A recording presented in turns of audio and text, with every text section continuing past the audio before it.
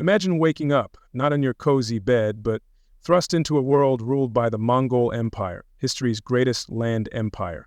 A brutal world where one wrong look, one delayed tribute, could mean utter oblivion, swift and merciless.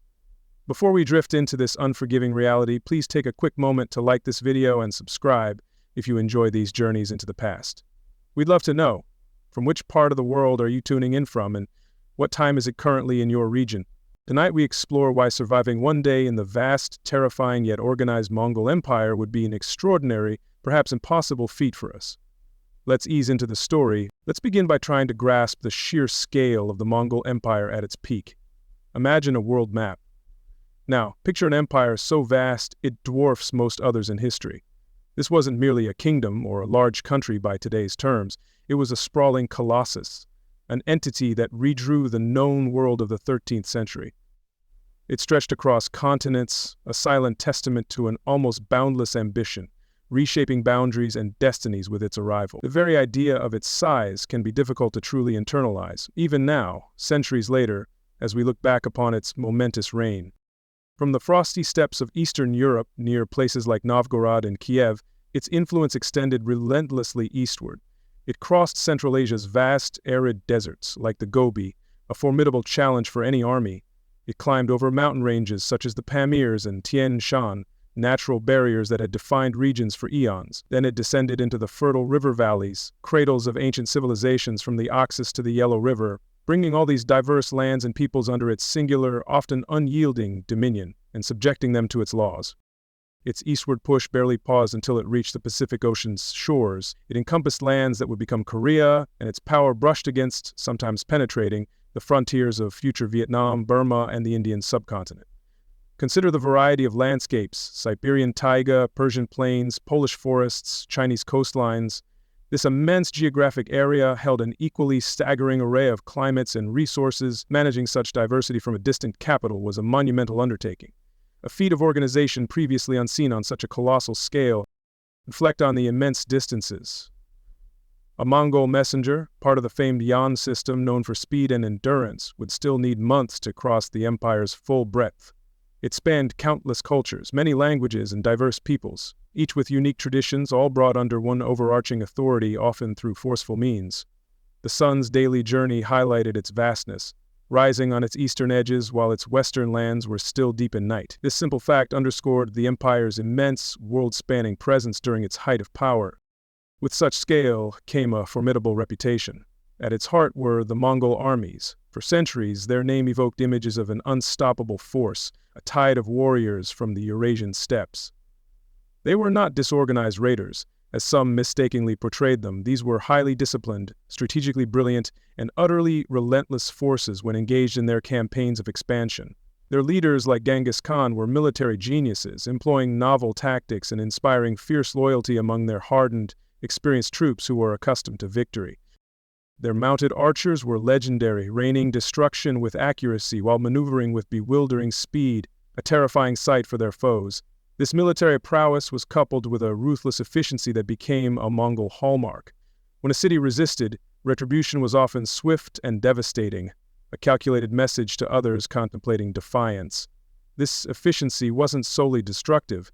It extended to organization. The Mongols were also surprisingly adept administrators, capable of governing the vast territories they had conquered through a system of direct and indirect rule. This efficiency and control meant they could organize these vast territories, establishing communication networks like the YAM, express postal system, and fostering vital trade routes. The Silk Road, for instance, saw a period of relative safety and flourishing activity under Mongol rule, known as the Pax Mongolica. Their logistical capabilities in maintaining armies and communication over such distances were, for their time, unparalleled. News, decrees, and tribute flowed with a speed that astonished contemporary observers and bound the disparate parts of the empire together, at least for a time. It's vital to understand a fundamental truth about this empire, often lost in awe of its size. The Mongol Empire, despite organizational feats and the Pax Mongolica that briefly aided trade, wasn't nice. It wasn't built on gentle persuasion or mutual agreement. Its foundations were laid through relentless, brutal conquest, the clash of arms, and subjugating those who stood in its path. This harsh reality is critical context for understanding its true nature and the world it created for those living within its shadow or under its direct, often heavy-handed rule. Its primary aim was extending power and extracting resources, tribute, manpower, loyalty, from the conquered. Control was paramount. While local customs often continued, this was pragmatic for stability benefiting Mongol rulers. Ordinary lives were subject to this system, where imperial needs far outweighed individual concerns or local hopes for autonomy.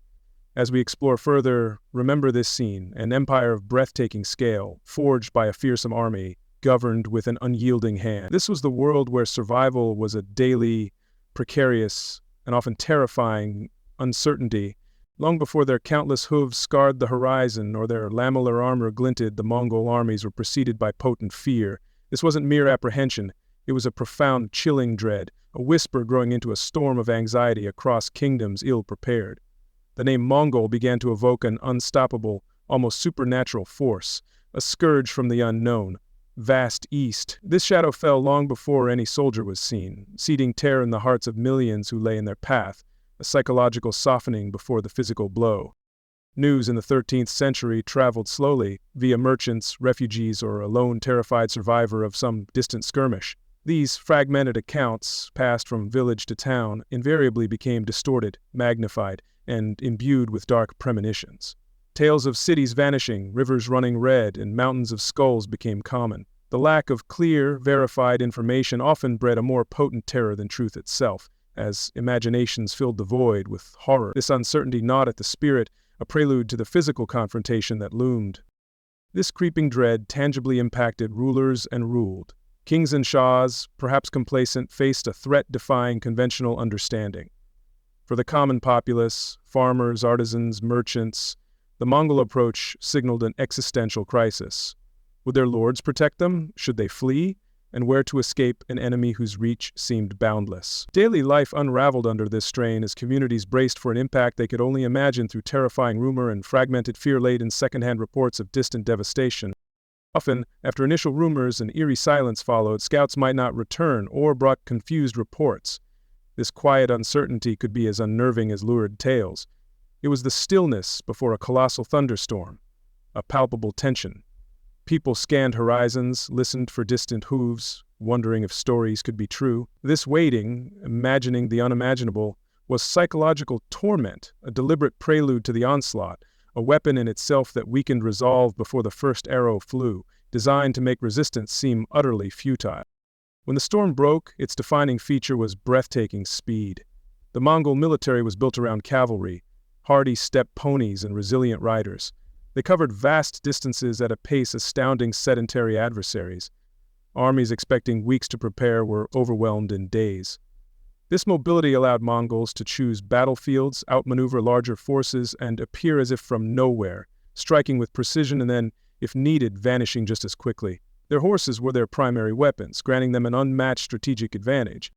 This speed wasn't reckless. It was underpinned by meticulous intelligence and planning. Before any major campaign, Mongol spies and scouts, often disguised as merchants, would map territory, identify water sources, assess enemy strength, engage the political climate. They sought internal divisions within a target kingdom to exploit later. This emphasis on knowing the enemy and terrain was crucial, allowing them to apply force with maximum impact and minimal Mongol losses. Information was as vital as the bow or the lance in their arsenal. One of their most devastating battlefield tactics was the feigned retreat. Mongol light cavalry engaged, appeared to break and flee, luring overconfident opponents into reckless pursuit.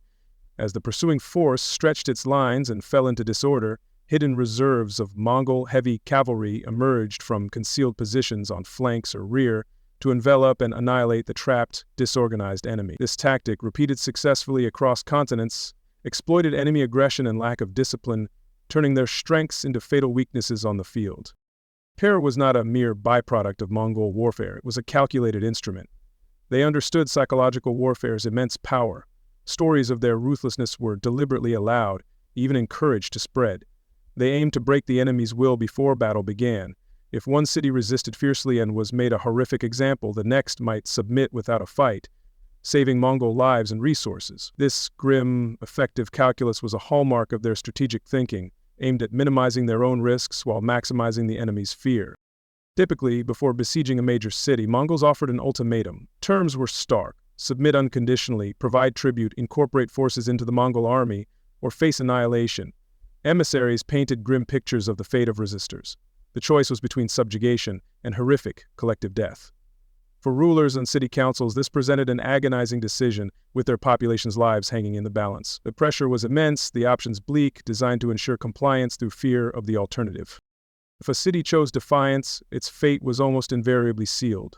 Mongol siegecraft, initially basic, rapidly incorporated techniques from conquered peoples, especially engineers from China and Persia.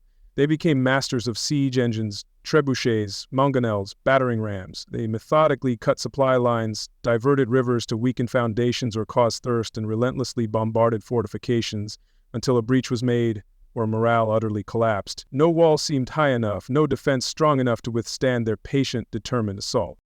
Once a resisting city's walls were breached, or if it surrendered after prolonged defiance, consequences were dire. Mongols often unleashed warriors for systematic slaughter. Chronicles, though sometimes exaggerated, paint consistent pictures of widespread massacres. Entire populations, men, women, children, could be killed. The scale of killings in cities like Merv, Herat, or Kiev was described as so immense, it left these once thriving centers as smoldering ruins, populated by ghosts and scavenging animals, a grim warning visible for miles around, a testament to the price of resistance. In some notorious instances, Mongols created macabre monuments from the slain, like pyramids of severed heads. These weren't random barbarity, but calculated terror displays intended to be seen by travelers and serve as chilling warnings to any other settlement considering resistance. The psychological impact of such reports, even if not witnessed firsthand, was profound, reinforcing the image of Mongols as an inhuman force against whom opposition was futile and suicidal. The message was stark: defiance means obliteration in its most horrifying forms. Another horrifying tactic during sieges was using captured civilians from surrounding areas or from parts of a city already taken. These unfortunates were forced to advance ahead of Mongol soldiers as human shields, or compelled to fill moats and undermine walls, often under fire from their own kinsmen. This provided a physical buffer for Mongol troops and devastated defenders' morale, forced to fire on their own people or let attackers advance. It was a cruel, effective element of their siege warfare designed to break the spirit as much as the walls. For those not killed outright, enslavement often awaited. Artisans, engineers, and skilled craftsmen were usually spared initial massacres, only to be rounded up and deported to other parts of the vast Mongol Empire, sometimes to distant Karakorum or Kambalik. Their skills were valued. Younger women and children were also frequently taken as slaves, their lives forever altered, scattered far from home. This provided valuable labor and served to depopulate rebellious regions, breaking their social cohesion and preventing future uprisings by removing key societal elements. Considering these aspects of Mongol conquest, it's clear that for any ordinary individual, or even a well-armed soldier, surviving the Mongol war machine's initial onslaught would be an extraordinary feat. This wasn't warfare as many knew it. It was a comprehensive storm of violence, speed, and psychological pressure designed to overwhelm and shatter all resistance. Chances of a peaceful encounter, if your city chose to fight, were virtually nil. Survival against such overwhelming odds was a matter of sheer luck more than skill or preparation for the average person. The only realistic, albeit grim, hope for a community's survival when Mongols arrived was immediate, unconditional submission. If a city opened its gates, offered tribute, and pledged loyalty without resistance, its population might be spared the worst violence, though their lives irrevocably changed, now subjects of a demanding empire. Even submission wasn't an absolute guarantee, as policies could be unpredictable, and a city might still suffer requisitions. But it offered a slim chance, whereas resistance almost always offered none, leading directly to devastation. The storm of Mongol conquest was thus not just a military campaign, it was a transformative event, reshaping societies and landscapes.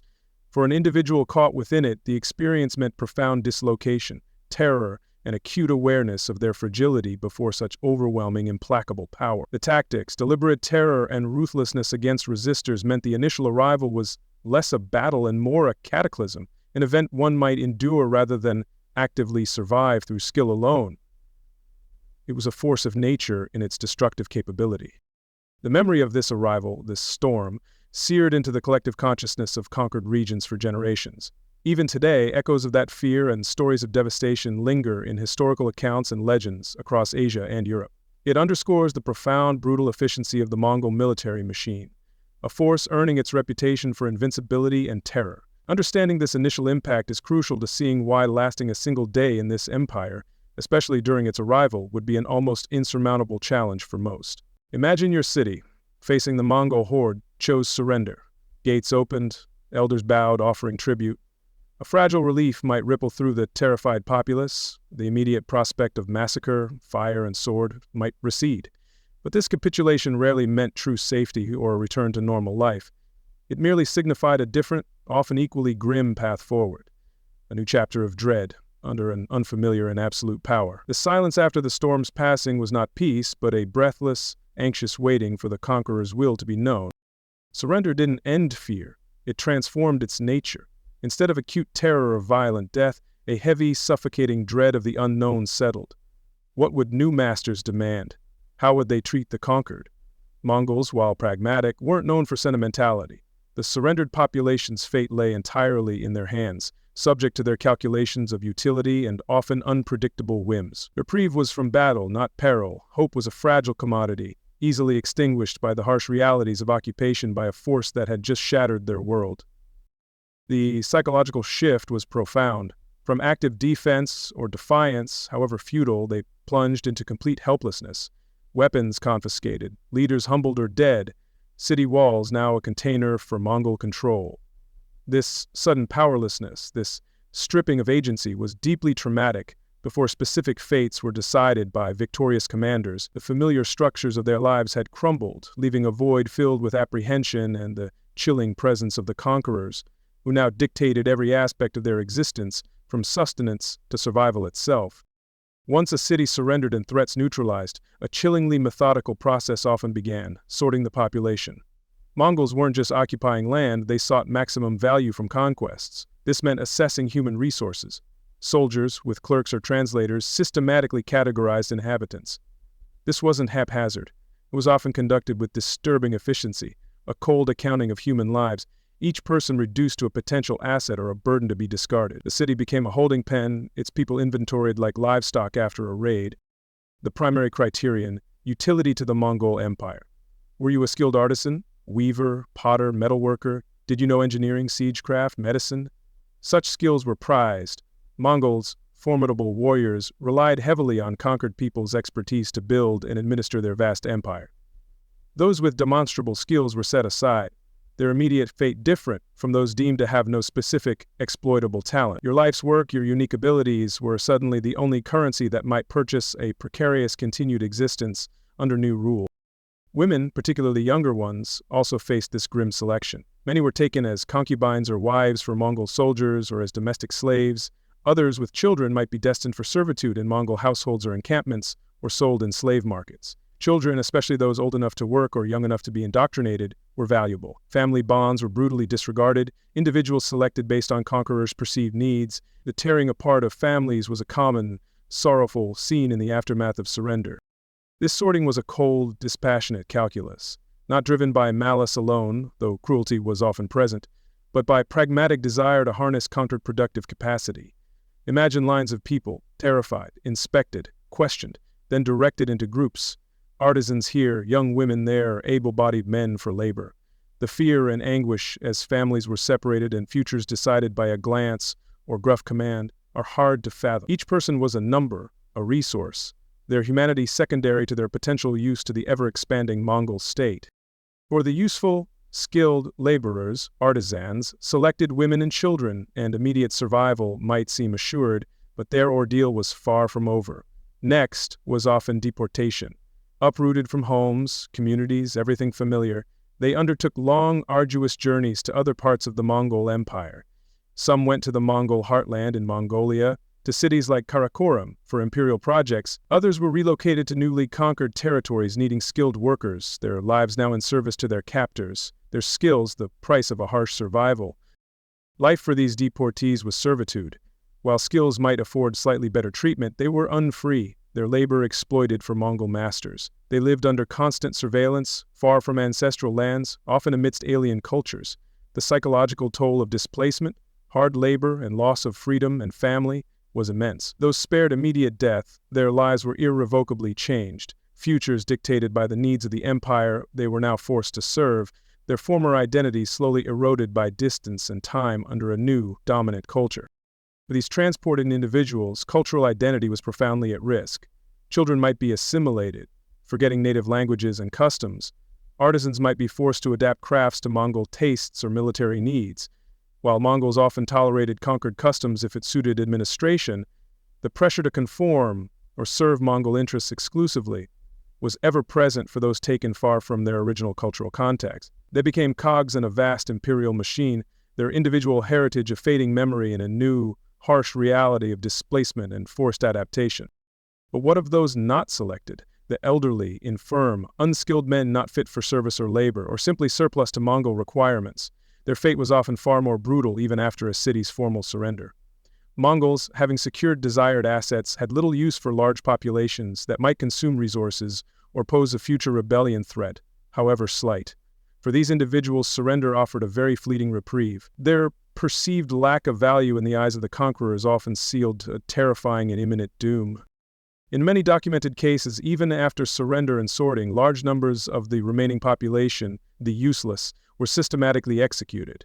These post-surrender massacres aimed to make an example, instill terror, or simply reduce mouths to feed or potential insurgents. Promises of safety implied by surrender could prove hollow. Mongol commanders had wide discretion and mercy was rare. The sword that was stayed by opening the gates could easily fall again once the useful had been culled from the herd, leaving the rest to a grim, predetermined fate. Alternatively, those not executed might be driven from the city, left to fend for themselves in a ravaged landscape, homes looted or burned, food stores confiscated, fields trampled, irrigation ruined. With no shelter, food, tools, or surviving social structure, these abandoned survivors faced slow, agonizing death from starvation, disease, or exposure. The surrounding countryside, once a source of sustenance, became a barren death trap, offering no solace, no escape from the harsh consequences of conquest and the indifference of their new overlords to their suffering. For any spared by selection or overlooked and left behind, the most immediate challenge was finding food. Mongol armies notoriously stripped conquered regions bare. They seized grain for troops and horses, rounded up livestock, and deliberately destroyed what they couldn't carry to prevent it aiding survivors. In a city that endured siege and then plunder upon surrender, edible resources were almost non-existent. Hunger became a constant companion, a gnawing reminder of their precarious situation in a world where the conquerors controlled all sustenance. Shelter was another critical, immediate problem. Even if a city wasn't entirely razed, buildings were likely damaged or occupied by Mongol troops. Surviving civilians might find themselves homeless, exposed to harsh elements, biting winter cold or scorching summer heat. Without shelter, chances of succumbing to illness or exposure rose dramatically, especially for the very young, old, or those weakened by hunger and trauma. The simple act of finding a safe place to rest from the elements became a life-or-death struggle in the ruins of their former lives. In the aftermath of destruction and displacement, with unburied bodies, contaminated water, and populations weakened by malnutrition and stress, disease loomed large. Dysentery, typhus, cholera spread rapidly through traumatized survivors, often claiming more lives than initial Mongol attacks. Basic sanitation collapsed, medical aid was gone. This secondary wave of death was an all-too common feature of the post-conquest landscape, a silent killer that stalked the ruins long after the armies had moved on or settled into uneasy occupation. Beyond physical deprivations, consider the profound psychological trauma. Survivors witnessed horrific violence, destruction of homes, loss of loved ones, and the complete upending of their world. Constant fear, uncertainty, and utter helplessness left deep, indelible scars. Symptoms akin to what we now call PTSD would have been widespread, shaping survivors' experiences for the rest of their lives, a constant shadow over any attempt to rebuild or find meaning in a shattered existence. The mind, too, was a casualty of the Mongol storm. Finally, for those left in ruined cities or scattered countryside, social order disintegrated, leaders dead or deported, laws unenforceable, community bonds shattered. In the desperate struggle for scarce resources, trust eroded. Individuals pitted against each other. Rebuilding a functioning community from such devastation, under Mongol occupation or in its desolate wake, was nearly insurmountable. Surviving surrender was merely the first step in a long, arduous, often hopeless ordeal of piecing together life from absolute ruin. a testament to human resilience against unimaginable odds. Having survived the initial storm of Mongol conquest or the terrifying uncertainty of surrender, one might imagine a period of settling, a slow return to some form of predictability. However, life within the vast Mongol Empire, even in times of relative peace, was governed by a system of law that was as unique and formidable as its armies. This was the Great Yasa, or Yasak, the secret code of laws attributed to Genghis Khan himself. It was the invisible framework that held the empire together, a constant presence in the lives of everyone, from the highest noble to the lowest herdsman, and often to the conquered peoples as well. The Yasa was more than just a legal code. For the Mongols, it possessed an almost sacred quality. It was believed to be divinely inspired, a set of immutable principles laid down by their great founder to ensure the prosperity and discipline of his people and the stability of his realm. Unlike many legal systems familiar to other civilizations of the time, the Yasa was not widely published or inscribed on public monuments for all to read. Much of it remained a closely guarded secret, known primarily to the Mongol nobility and administrators, which only added to its mystique and the apprehension it inspired. The primary purposes of the Yasa were manifold. It aimed to unify the disparate Mongol tribes, forging them into a cohesive nation by superseding older tribal laws and customs. It sought to maintain strict discipline within the military, which was the backbone of the empire's power. Furthermore, it was designed to regulate social behavior, ensure loyalty to the Khan, facilitate trade and communication across the vast domain, and establish a predictable, albeit harsh, system of justice. In essence, the Yasa was the blueprint for Mongol societal order, intended to prevent internal strife and maximize the empire's efficiency.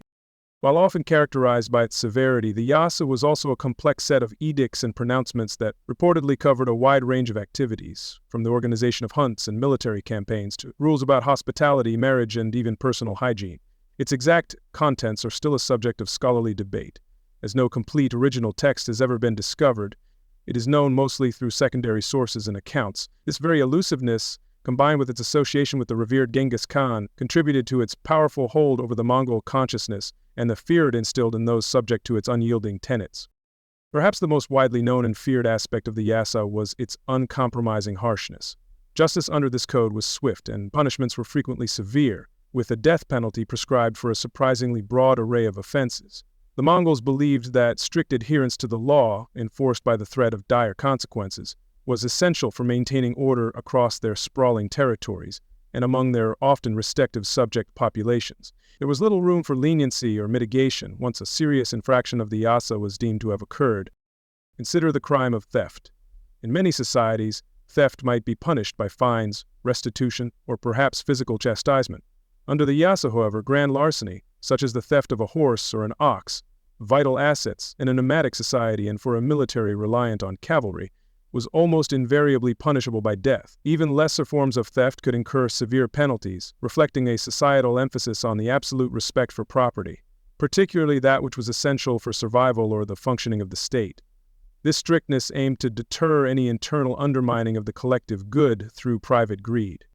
Adultery, too, was commonly a capital offense under the Yasa. This reflected Mongol concerns about maintaining clear bloodlines, social stability within families and clans, and perhaps preventing disputes that could arise from such transgressions.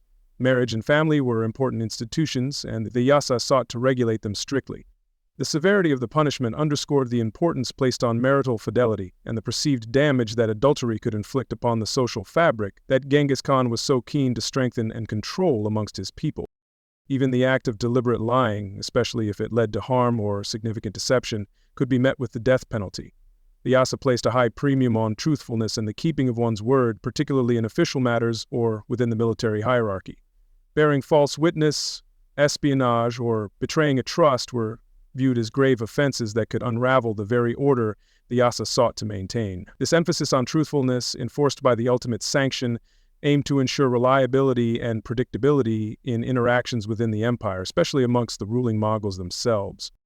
Unsurprisingly, for a militaristic empire, any form of military insubordination, desertion, or serious dereliction of duty was treated with utmost severity.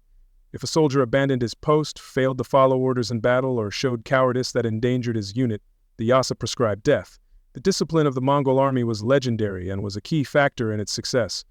The Yasa provided the uncompromising legal framework for maintaining that discipline. Every warrior knew that failure or disloyalty could mean a swift and brutal end, ensuring a high degree of compliance and battlefield cohesion. The Yasa also reportedly proscribed death for other offenses, such as practicing malevolent sorcery intended to harm others, or certain specific offenses against religious figures or institutions that the Mongols chose to protect, as they often offered tax exemptions to clerics of various faiths to win favor. Even acts like urinating into water sources or onto ashes, considered disrespectful or polluting within Mongol shamanistic beliefs, could, according to some accounts, lead to severe punishment, highlighting the blend of pragmatic law and traditional spiritual concerns within the code. The administration of justice under the Yasa was characterized by its speed and finality. There were generally no complex, lengthy trials, as one might find in other legal traditions. Investigations, if conducted, were typically straightforward and aimed at quickly establishing guilt or innocence based on available evidence or testimony. Once a judgment was passed, particularly if it involved a capital offense, the execution was often carried out immediately. There was little concept of prolonged imprisonment as a primary form of punishment. The Yasa favored decisive, often public, resolutions. You would not find courts filled with lawyers arguing intricate points of law. Often, a local Mongol commander, a governor, or a specially appointed official, a jarguchi or judge, would hear the case, make a determination, and order the punishment on the spot. For many offenses, particularly those committed by commoners or conquered peoples, the process could be terrifyingly abrupt. This lack of elaborate procedure, while efficient from the Mongol perspective, meant that the accused had few, if any, rights or opportunities for a robust defense or appeal as understood in many other legal systems. The immediacy of execution served several purposes. It acted as a potent and highly visible deterrent to others. It also removed the offender from society quickly, preventing any further trouble. For the Mongols, this swift justice was a mark of efficiency and decisiveness, a way to maintain control without getting bogged down in protracted legal wrangling. However, for those accused, especially if innocent or if the accusation was malicious, this system offered little hope. A word from an accuser, a swift judgment, and life could be over in an instant. The enforcement of the Yasa was often decentralized, relying on Mongol military officers and local administrators scattered across the empire. While this ensured that the law was felt even in remote regions, it also meant that its application could sometimes be arbitrary or influenced by the temperament of the individual enforcer. While the core principles of the Yasa were meant to be universal, the interpretation and severity in specific cases could vary, adding another layer of uncertainty and fear for those living under its jurisdiction, particularly for non-Mongols. Living under such a strict and unyielding legal code naturally instilled a pervasive sense of fear. This was not just fear of committing a major, obvious crime. It was a constant low-level anxiety about inadvertently breaking a rule, perhaps one that was not widely known or whose interpretation was unclear. And because many provisions of the Yasa were kept secret or transmitted orally among the Mongol elite, while ordinary people, and especially conquered subjects, might live in perpetual fear of an unknown law or a sudden harsh judgment for an action they did not realize was forbidden. Imagine the daily anxiety. A misplaced word, a gesture misinterpreted, a failure to show what was considered appropriate deference to a Mongol official. Any of these could potentially be construed as an offense. Seemingly minor infractions, depending on the context and the mood of the official involved, could escalate quickly into serious accusations with dire consequences. This meant that people would likely have been extremely cautious in their dealings, especially with Mongols or those in positions of authority, carefully measuring their words and actions. This pervasive fear inevitably shaped social interactions. Spontaneity might be curtailed, replaced by a guarded watchfulness. Trust could be eroded if people feared that a personal dispute or a careless remark might be reported to the authorities, leading to a Yasa-based judgment. While the Yasa aimed to create order, this particular aspect of its enforcement, the fear of the unknown rule and the swiftness of punishment, could also create an atmosphere of suspicion and unease within communities, especially in mixed populations of Mongols and subject peoples. For conquered peoples, the Yasa presented an additional layer of complexity and danger.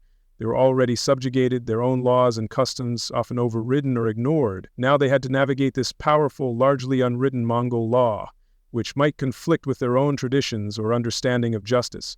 An act considered permissible or minor in their own culture could be a grave offense under the Yasa. This legal precariousness was a constant reminder of their subordinate status and the absolute power of their Mongol rulers, adding to the daily struggle for survival. Even aspects of the Yasa that might seem positive, like rules about mandatory hospitality, could carry an edge of fear. While travelers, especially official envoys, were to be given food and shelter, the host was also responsible for their safety and good conduct. Any mishap or offense committed by a guest could potentially bring repercussions upon the host under the Yasa. Thus, even an act of legally mandated generosity was tinged with the anxiety of potential liability, a characteristic of life under such an all-encompassing and strictly enforced code. There is no denying that the Yasa was remarkably effective in maintaining discipline, especially within the Mongol military. The unwavering obedience it demanded, backed by the threat of immediate death for infractions, forged the Mongol army into the formidable fighting force that conquered much of the known world. Soldiers knew precisely what was expected of them and the severe consequences of failure. This iron discipline gave them a significant advantage over many of their less cohesive and more loosely organized opponents, contributing directly to their string of victories. The Yasa created order, but it was primarily an order maintained through fear. While this ensured stability and obedience essential for an empire of such vastness and diversity, it also came at a significant human cost. The suppression of dissent, the constant threat of severe punishment, and the lack of legal recourse for the ordinary individual created a society where personal freedom was heavily circumscribed. The peace of the Pax Mongolica, facilitated in part by the Yasa, was for many a peace experienced under a heavy, ever-watchful, and often terrifying authority. While the Yasa was initially conceived for the Mongols themselves, its principles and punishments were often extended, sometimes selectively or harshly, to the peoples they conquered. Conquered populations were generally allowed to maintain their own local customs and laws for internal matters, as long as these did not conflict with Mongol interests or the overarching demands of the Yasa. However, any crime against the Mongol state, its officials, or its interests would almost certainly be judged under the unforgiving tenets of Genghis Khan's code, ensuring Mongol supremacy. For a person from our modern era accustomed to concepts like due process, presumption of innocence, publicly accessible laws, and rights of defense, living under the Yasa would be an unimaginably terrifying prospect. The arbitrariness, the secrecy of some of its parts, the swiftness of judgment, and the sheer brutality of its punishments would represent a constant, life-threatening hazard. The idea that a minor unintentional mistake, or even a false accusation, could lead directly to execution without a fair trial is profoundly alien and deeply unsettling to contemporary sensibilities about justice. Life under the Yasa, therefore, was an existence that demanded constant vigilance. It required an acute awareness of one's surroundings, a careful observation of the behavior of others, and an almost intuitive understanding of the unwritten rules and the moods of those in power. For anyone, Mongol or subject, a single misstep could indeed mean that they wouldn't last another day. The law was not a remote concept. It was an immediate, palpable force shaping every interaction and every decision, a stark reminder of the empire's absolute control. The Yasa, in its blend of pragmatic nation-building principles and terrifyingly harsh sanctions, left an indelible mark on the Mongol Empire and its legacy. It was a tool of unification and control, a source of both order and profound fear. Understanding its pervasive influence is key to comprehending the daily realities faced by those who lived within this colossal empire, and why the notion of simply surviving day by day was fraught with challenges that extended far beyond the battlefield or the immediate aftermath of conquest. It was a legal and social minefield. Beyond conquest's brutality and the Yasa's unyielding grip, daily life for those in the Mongol Empire was shaped by another relentless force, the empire's insatiable demand for resources. An empire of such scale, with massive armies, sprawling administration, and ambitious projects, required constant and substantial fueling.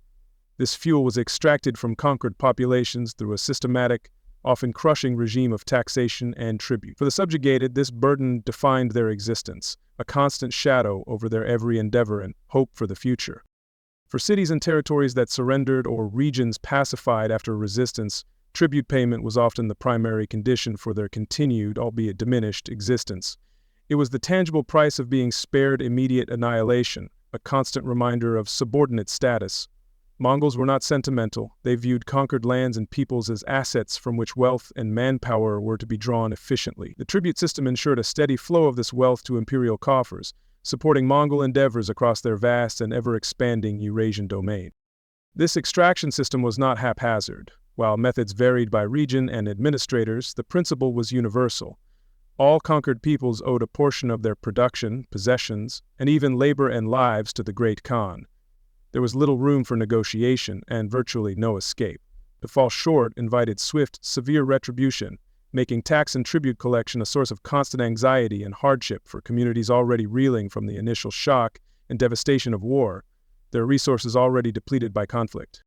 Resources gathered were vital. They paid for the military, weapons, horses, provisions. They funded Mongol nobility's lavish lifestyles and construction of new capitals like Karakoram. They supported the extensive Yam postal system for communication and provided means for further conquests. In essence, tribute from one conquered region often directly contributed to subjugating the next, a grim cycle of imperial expansion fueled by its victims, each success enabling further military campaigns and the tightening of the imperial grip across continents.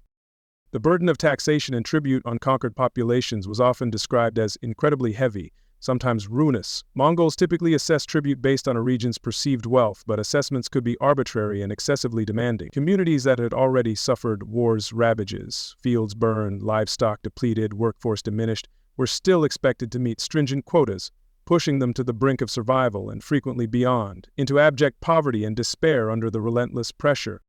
The primary tribute was agricultural produce. Conquered farmers gave significant portions of harvests, grain like wheat, barley, millet, or rice. Fruits and vegetables were also demanded. This drain on local food supplies could lead to severe shortages and famine, especially if their needs were disregarded for imperial quotas.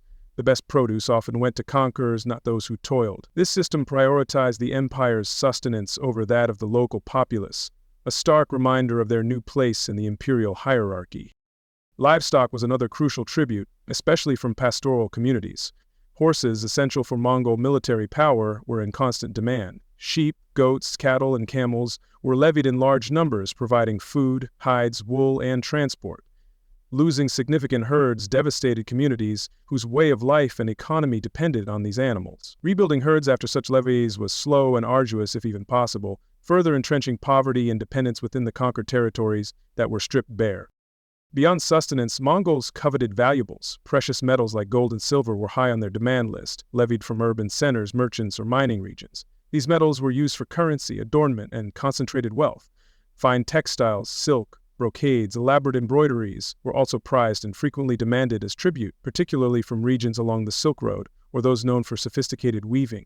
These luxury goods flowed towards the Mongol elite, enriching the conquerors at the expense of the conquered artisans and traders. Manufactured goods representing a region's specialized skills were also subject to tribute. This included weapons, armor, pottery, tools, paper, wine, or any local specialty Mongols deemed useful. Demand for specific goods could sometimes stimulate production, but more often it was exploitative extraction that depleted local resources and skilled labor for the empire's benefit. Artisans might find themselves working primarily to meet imperial quotas rather than for their own community's needs or for any form of profitable independent trade. The collection of these diverse tributes was often relentless. With little regard for the hardship caused, Mongol officials or local collaborators ensured quotas were met. Failure to deliver required amounts on time led to harsh penalties, not just for individuals, but entire communities. This constant pressure to produce and surrender goods created an atmosphere of oppression, often stripping regions of accumulated wealth and means for future prosperity, leaving them impoverished and struggling to recover even basic subsistence levels of living.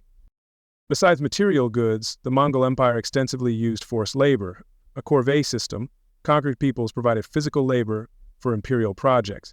This was a direct, burdensome tribute, often more debilitating than loss of goods. Men, sometimes women and older children, could be conscripted for indefinite periods, taken far from homes and families, with little or no compensation for their toil, under extremely harsh conditions, their lives reduced to mere instruments of imperial will, their bodies powering the state's ambitions. Much impressive Mongol infrastructure was built using such forced labor. Construction and repair of roads and bridges, vital for military movement and communication, canals for irrigation or transport, were dug or maintained by conscripted workers. Fortifications, administrative buildings, and new cities or palaces for Mongol rulers were erected through the grueling efforts of these unwilling laborers, many perishing from exhaustion, malnutrition, or mistreatment. These grand structures were often monuments to the suffering of countless nameless individuals. Forced labor was critical for supporting Mongol military campaigns. Conquered peoples were often conscripted as porters, carrying supplies, equipment, and siege engines for advancing armies. This was dangerous, exhausting work, often in difficult terrain and harsh weather. Others might be forced to serve as grooms for Mongol horses, dig trenches, or perform other menial but essential military tasks. Their lives were considered expendable in service of the Mongol war effort, their safety and well-being a secondary concern to the army's logistical needs. The human cost of this corvée labor was immense. Workers faced brutal conditions, inadequate food, shelter, and medical care. Overseers could be cruel, driving laborers to their limits. Mortality rates on large projects or during military campaigns were frequently high. For families left behind, loss of able-bodied workers meant increased hardship and struggle to maintain subsistence. This tribute bled communities not just of wealth but of their very strength and vitality, leaving a legacy of sorrow and demographic imbalance that could last for generations. Perhaps one of the most dreaded tributes was conscripting young men from conquered populations for Mongol armies. While the core military was ethnic Mongol, they extensively used auxiliary units of subjugated peoples. Families often had to provide sons, taken to fight and often die, in wars serving only their conquerors' interests. This was a particularly painful levy, striking at the heart of families and communities, stealing their future and their hope, turning sons against those who might have once been allies or kin in different circumstances. These conscripted auxiliaries served in various capacities: infantry, a role less esteemed by cavalry feigned Mongols, or in front lines during sieges to absorb enemy attacks. Some garrisoned newly conquered territories, freeing Mongol troops for further campaigns. While service occasionally offered advancement for a rare few, for most it was a sentence to hardship, danger, and likely premature death far from home. Fighting for masters they resented. Their loyalty was always suspect, their lives often considered less valuable than those of Mongol warriors. Regular conscription of young men had a devastating demographic and social impact. It drained communities of youth and future defenders, reducing capacity for agricultural labor and internal security. The emotional toll on families seeing sons marched off to uncertain fates was profound. This practice not only provided manpower for a Mongol military, but also served as another control tool, weakening potential resistance by removing fighting-age men and integrating them into the imperial military structure, effectively neutralizing a threat. Mongols were strategic in using conscripted soldiers. By mixing units from different ethnic groups under Mongol command, they minimized rebellion risk within auxiliary forces. Soldiers were often stationed far from native regions, further reducing ability to desert or aid their own people. This system, while brutal, effectively augmented Mongol military strength and extended their conquest capacity, turning the conquered into instruments of further conquest and solidifying the empire's dominion over an ever-widening territory through a combination of force and cunning. To effectively administer this vast system of taxation, tribute, and conscription, Mongols instituted regular detailed censuses. Arrival of Mongol census takers, bitichis or scribes, was often terrifying for local communities. These officials weren't there for benign record-keeping. Their purpose was to meticulously enumerate households, assess wealth, count livestock, and register individuals for tax liability and potential military or labor service. It was an invasive, unsettling process, a clear assertion of the conqueror's right to know and control everything. The Mongol census was remarkably thorough. Officials went house to house, village to village, recording names, ages, family structures, and inventorying possessions, land, animals, valuables, sometimes even trees. This information was compiled into detailed registers, forming the basis for tax assessments and conscription quotas. The details sought left no resource untaxed, no potential recruit uncounted, maximizing the empire's ability to extract what it desired. Resistance or concealment was met with severe punishment, ensuring compliance through fear. For the populace, the census was a period of intense fear. They knew information gathered would directly translate into future demands or loss of family members to imperial service.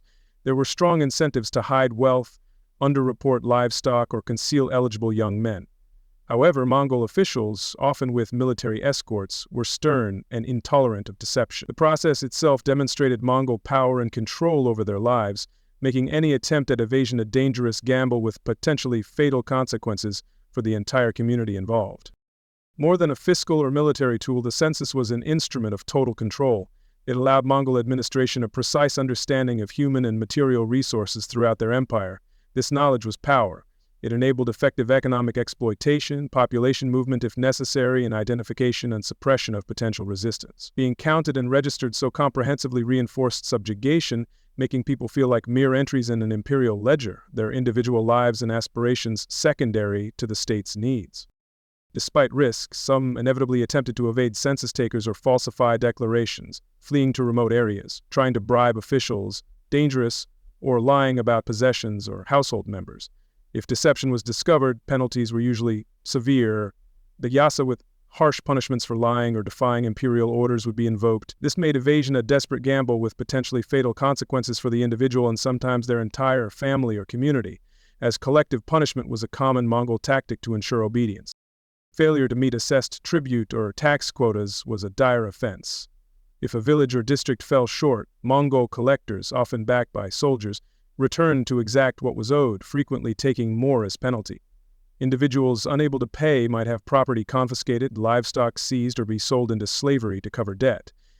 Little compassion was shown for crop failure, drought, or prior war devastation. The empire's demands were relentless, unyielding regardless of local conditions or the ability of the populace to actually meet them without starving.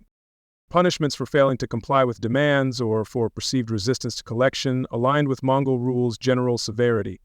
Flogging, torture to extract information about hidden wealth, and imprisonment were common. For more serious cases, or for communities collectively resisting, penalties could escalate to mass enslavement, deportation, or even extermination. Mongols understood their exploitation system depended on unwavering obedience and were prepared to use extreme measures to ensure it, making examples of those who faltered or dared to defy. One particularly harsh aspect was collective responsibility. If an individual evaded taxes or conscription, or a village failed its quota, the entire community could be held liable and punished. This fostered an environment where people were pressured by neighbors to comply with Mongol demands, as one's failure could bring disaster upon all. It was an effective, if brutal, method of ensuring grassroots enforcement of imperial decrees, turning communities against their own members in the interest of a precarious collective survival under an oppressive regime. Thus, life for conquered peoples in the Mongol Empire was an existence defined by an inescapable web of demands. From field fruits to pasture animals, from handmade products to body labor and children's lives, all were subject to imperial appropriation.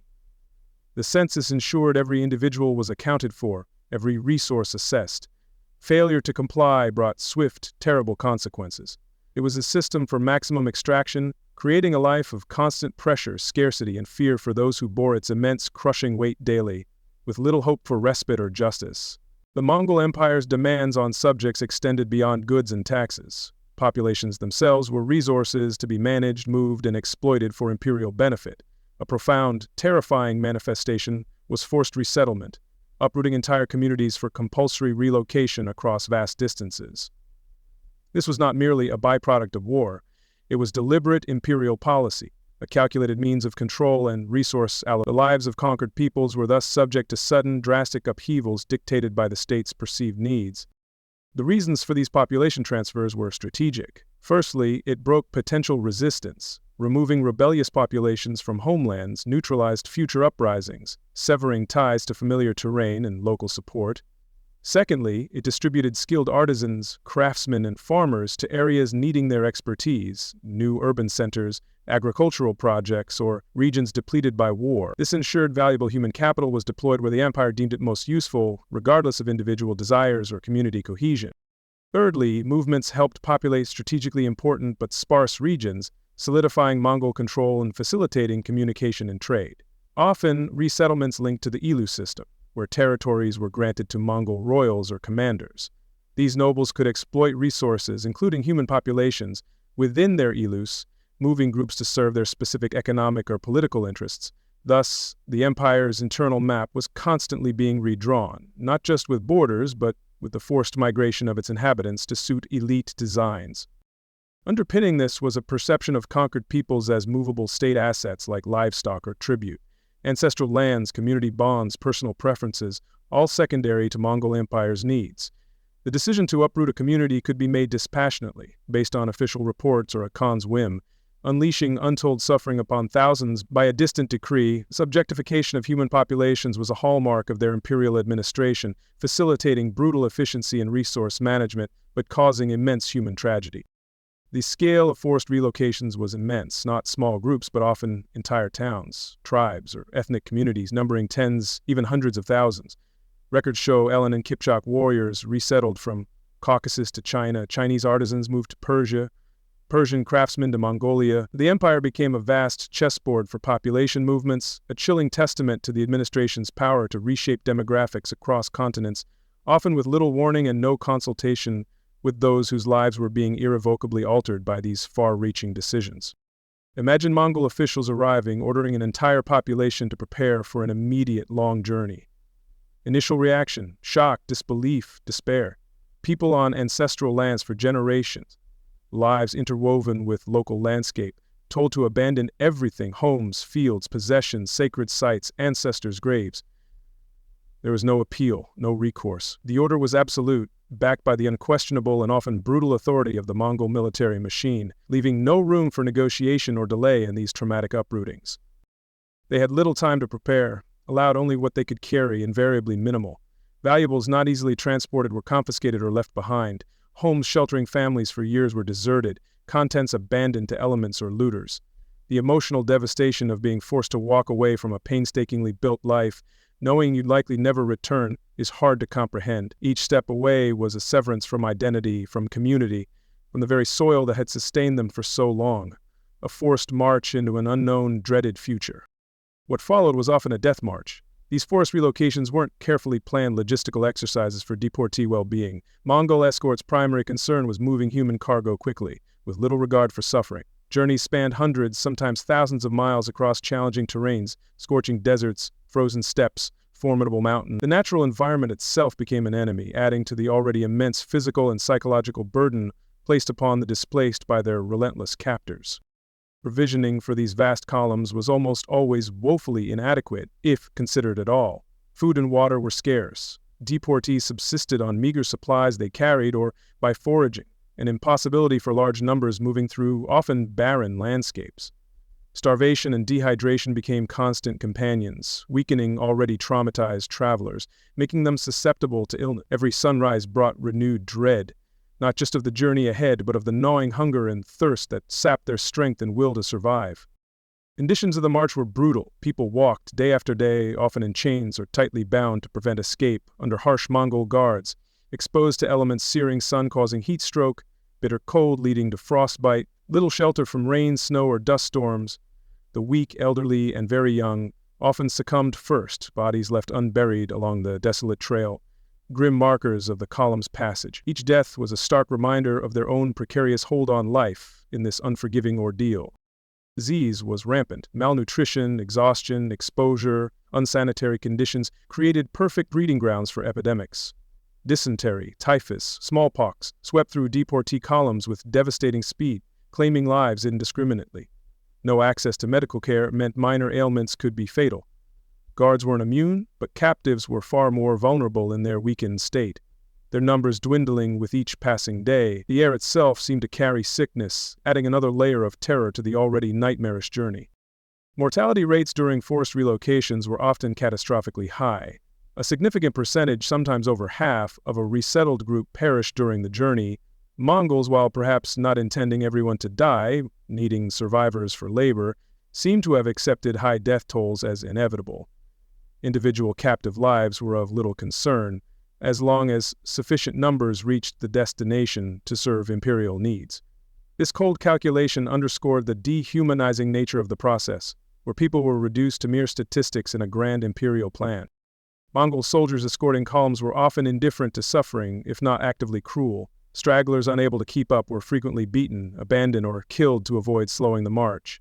Any resistance or escape attempt met immediate, brutal retribution. The objective was delivering the assigned quota of people.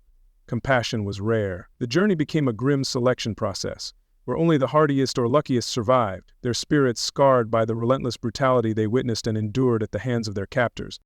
For those miraculously surviving the march, arrival at their new destination wasn't an end to suffering, but a new chapter of hardship. They found themselves in an alien environment, often with different climate, unfamiliar customs, perhaps a hostile local population. Now entirely dependent on Mongol masters or imperial authorities for sustenance, shelter, and existence, with no community support structure. The brief flicker of hope at surviving the journey quickly dimmed in the face of new, daunting challenges in an unwelcoming land. Once resettled, displaced populations were immediately put to work. Their lives were not their own, they were instruments of the Mongol state, labor and skills exploited as deemed necessary. They might build rudimentary shelters with inadequate materials or live in squalid, overcrowded conditions. The psychological impact of utter displacement, loss of home, community, autonomy, combined with journey trauma, was a crushing burden. Every sunrise brought not hope, but the grim reality of another day of toil and servitude in a strange, unforgiving land. Forced labor was a cornerstone of Mongol imperial economy and ambitious construction. The empire, a vast enterprise, required constant building and maintenance, much carried out by sweat and blood of conquered peoples. From grand imperial capitals to functional military infrastructure, unwilling laborers' hands shaped the Mongol world's physical landscape. This wasn't wage labor, it was a brutal obligation, a continuation of subjugation in a new, systematic form, their bodies becoming the bricks and mortar of the empire they were forced to serve. Karakorum, the Mongol capital, is a famous example. European visitors like William of Rubruck described a cosmopolitan city with palaces, mosques, churches, temples largely built and adorned by artisans forcibly brought from across the empire, Paris to Beijing. These skilled individuals were compelled to use talents to glorify conquerors, often living in designated quarters under strict supervision, their creativity harnessed for imperial prestige, their own artistic traditions often subsumed or lost in service to their new masters' tastes and demands. Beyond monumental cities, forced labor was essential for creating and maintaining the empire's logistical network. Roads built or improved for rapid movement of armies and messengers, bridges constructed across rivers, canals dug for irrigation or transport.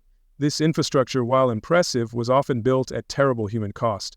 Laborers driven mercilessly by Mongol overseers to meet demanding schedules, regardless of conditions. The great roads of the empire were paved not just with stones but with the bones of those who toiled. Forced labor directly aided military operations.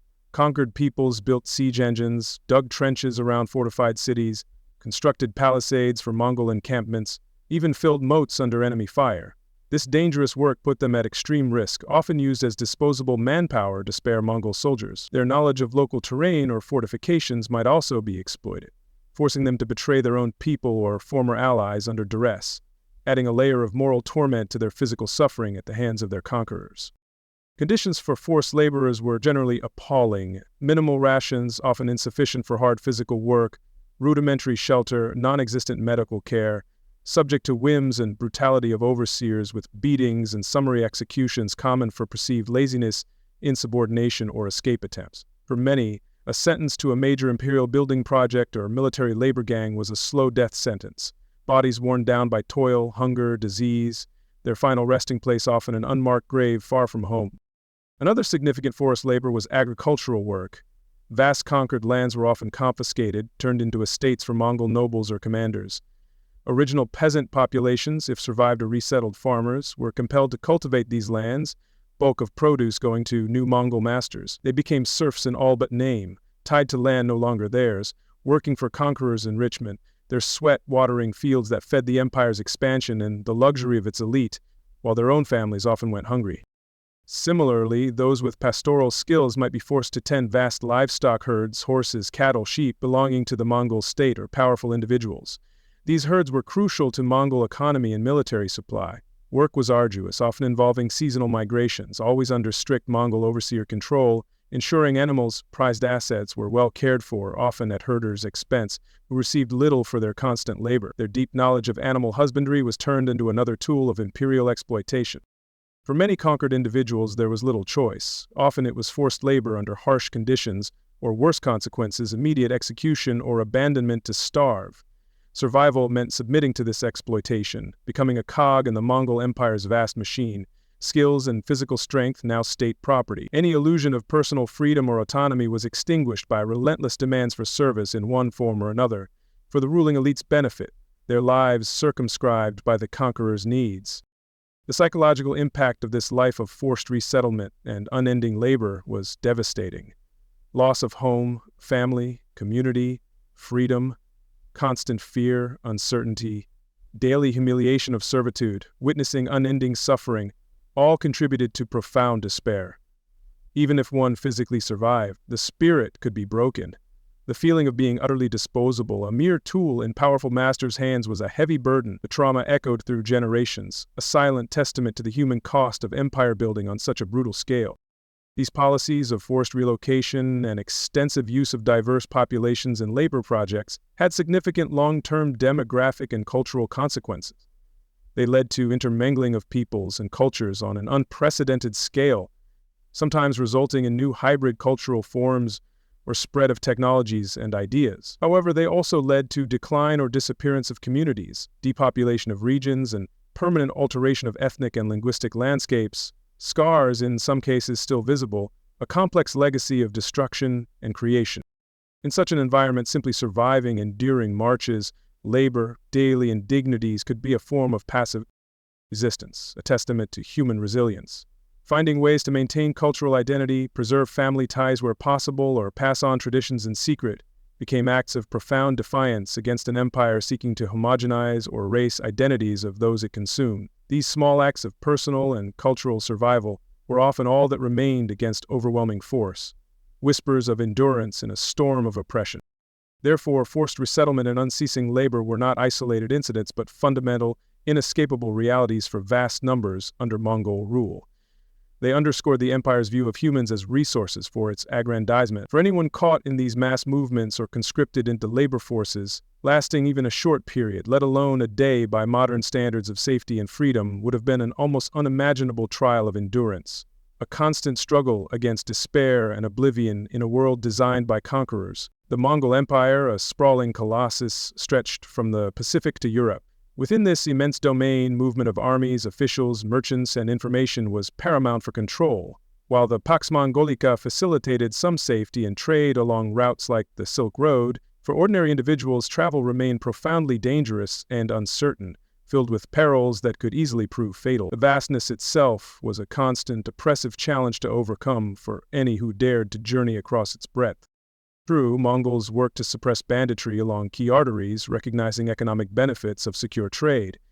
High-value merchant caravans, especially those favored by Mongol elite or paying taxes, might receive protection. However, this safety wasn't uniform, nor did it extend to every corner or traveler. For a lone individual or small group, venturing far from home was stepping into a world fraught with dangers, where imperial peace was a distant concept. Often one's survival depended solely on luck and personal resilience against unforeseen threats. Sheer geographical scale presented immense natural challenges. Travelers might traverse scorching deserts like the Gobi, where water was scarce and sandstorms deadly. They faced formidable mountains like the Tian Shan or Caucasus, with treacherous passes and unpredictable weather. Vast, unpopulated steppes and dense forests also posed threats, from extreme temperatures to simply getting lost in unforgiving wilderness. Nature itself was an adversary, indifferent to human suffering, making every league traveled a hard-won victory against the elements.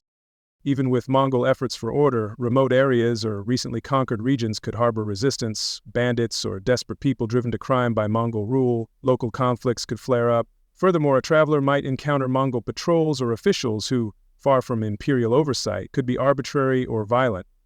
The Great Khan's protection didn't always reach every individual on every road.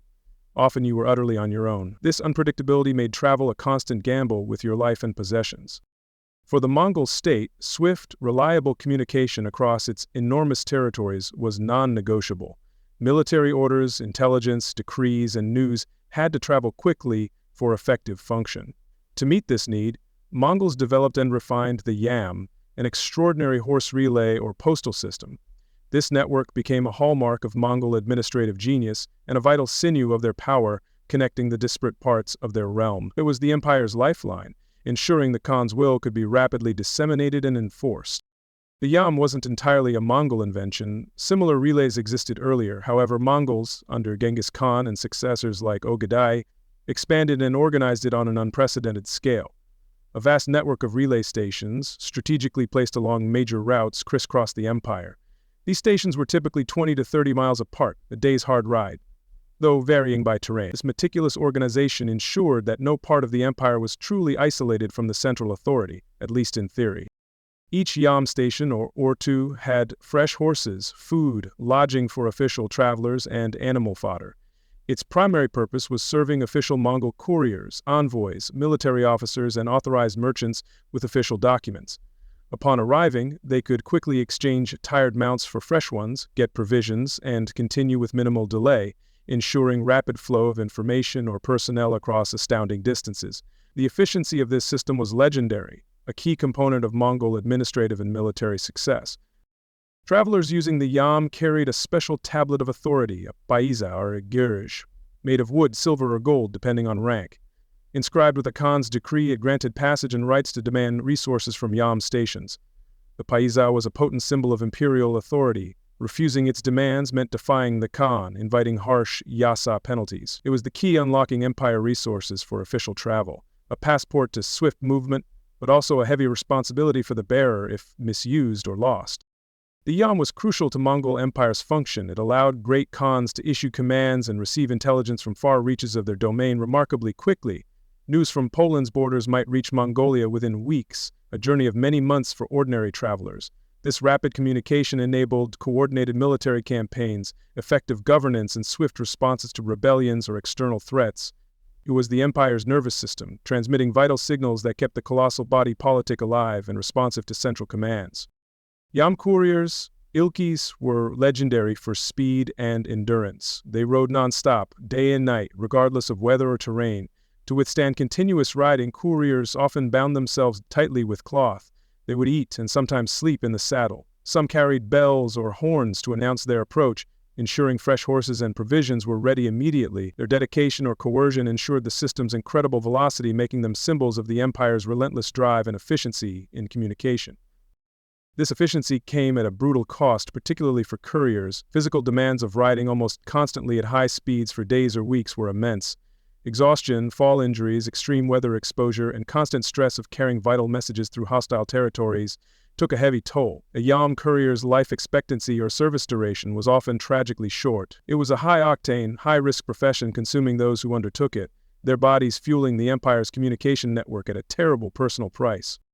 Beyond physical strain, Yam couriers faced dangers. They might be attacked by bandits or remnants of defeated armies in less secure regions. They could encounter wild animals in remote wilderness. Losing their paisa, or its authenticity being questioned, could leave them stranded without support or accused of being spies.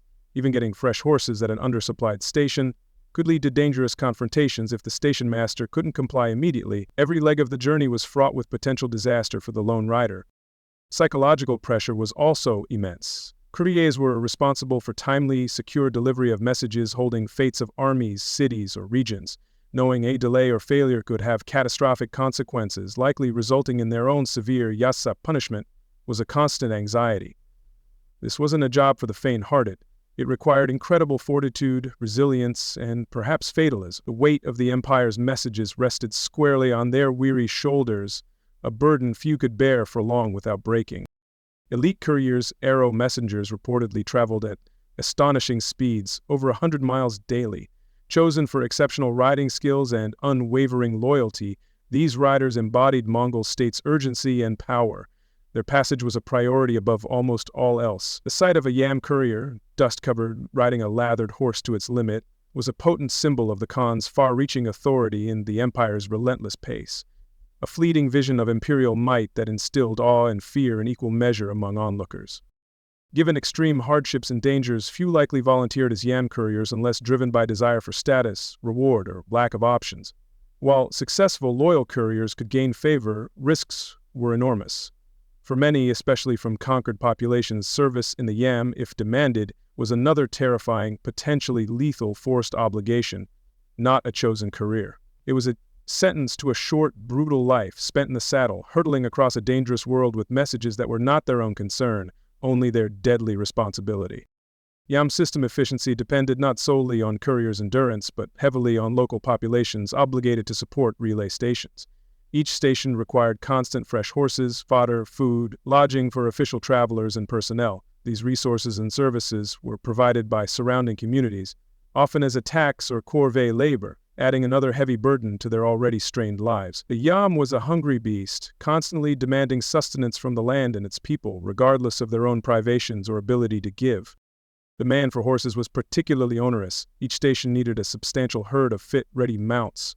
Local households often had to contribute their best horses, regardless of their own needs for agriculture or transport. Losing prime animals could cripple a family's livelihood. Yam couriers rode horses hard, leading to exhaustion or injury, meaning demand for replacements was continuous. This constant requisitioning of vital livestock was a source of deep resentment and economic hardship for the peasantry supporting the system. Similarly, provisioning food for travelers and fodder for animals constantly drained local agriculture. Communities near Yam stations supplied grain, meat, dairy, and other foodstuffs, plus hay and animal feed. If a region suffered poor harvest or Mongol demands were excessive, this led to severe food shortages for locals. As yam needs often took precedence, they fed the network, facilitating their own subjugation, a bitter irony of their daily existence under Mongol rule. The empire's communication lifeline was their lifeline's depletion. Local people were also frequently conscripted to work at yam stations, as grooms, stable hands, cooks, or general laborers, maintaining buildings and ensuring readiness for official travelers. This forced labor, like other corvée, was unpaid, often under harsh conditions, taking people from their farms and families. The station master, often a local appointed by Mongols, ensured compliance and could face severe punishment if the station failed. This created a hierarchy of oppression, with locals forced to police each other for the empire. Failure by a community to adequately support its local yam station was not tolerated. If a courier was delayed by lack of fresh horses or provisions, or if a station was poorly managed, consequences for the responsible community and leaders could be severe under Yasa. This ranged from heavy fines and floggings to execution of headmen or devastation of the village. Fear ensured yam stations were generally supplied, but at tremendous cost to locals who lived under constant pressure and the threat of brutal reprisal for any perceived lapse. While some yam couriers were ethnic Mongols or volunteers, individuals from conquered populations were likely pressed into this perilous service. If a Mongol commander needed riders and a village had young men known for horsemanship, they might find themselves conscripted with little say. For such individuals, this was a terrifying prospect, a forced journey into a life of extreme danger, constant stress, and high likelihood of early death, far from home. Their skills became a curse, leading them into the empire's most demanding and hazardous roles. Imagine being a young farmer, suddenly an imperial courier, responsible for messages you couldn't read, riding through unfamiliar, hostile territories, always under threat of punishment for any mistake or delay, your life measured by your horse's endurance and your ability to stay awake. The stress of such a position, compounded by fear of Mongol authority and road dangers, would be almost unimaginable for someone not bred to such a life. Each arrival at a station was a temporary reprieve, each departure a plunge back into uncertainty. This forced yam service was thankless and terrifying. Little glory, only relentless pressure and constant risk. Unlike Mongol couriers expecting rewards, a conscripted subject was likely expendable, easily replaceable. Survival depended on skill, luck, and ability to endure extreme hardship without faltering.